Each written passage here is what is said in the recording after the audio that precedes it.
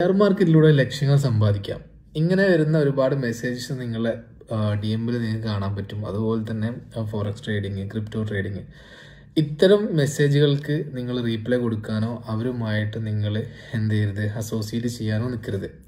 കാരണം ഞാൻ എൻ്റെ ഒരു പേഴ്സണൽ എക്സ്പീരിയൻസ് കൊണ്ട് പറയുകയാണ്. അതായത് ഞാൻ ഷെയർ മാർക്കറ്റിലും സ്റ്റോക്ക് മാർക്കറ്റിലും ഒരുപാട് കളിച്ച് എൻ്റെ കയ്യിലുള്ള ക്യാഷ് നഷ്ടപ്പെട്ടൊരു വ്യക്തിയാണ്.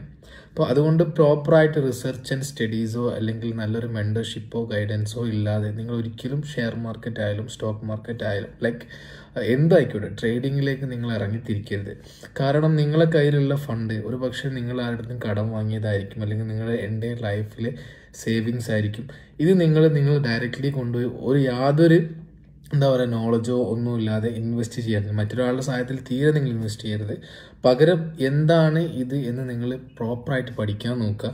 ഇത് എൻ്റെ ഒരു ഇൻഡസ്ട്രിയോ അല്ല, ഞാൻ എൻ്റയർലി ഡിഫറെൻ്റ് ആണ്. ഞാൻ പേഴ്സണൽ ബ്രാൻഡിങ് കൺസൾട്ടൻ്റ് ആണ്. അതുപോലെ തന്നെ മെറ്റാ ആഡ്സിൻ്റെ സ്ട്രാറ്റജി ഡെവലപ്മെൻറ്റ് കൂടിയാണ് ഞാൻ ഫോക്കസ് ചെയ്യുന്നത്. സോ എനിക്കൊരു പെർഫോമൻസ് മാർക്കറ്റിംഗ് ഏജൻസി കൂടിയുണ്ട്.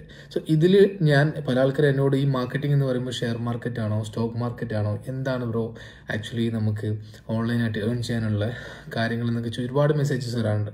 സോ നിങ്ങൾ കെയർഫുൾ ആവുക, റൈറ്റ് പ്രോപ്പർ മെൻറ്റർഷിപ്പ് നിങ്ങൾ എടുക്കുക. So thank you.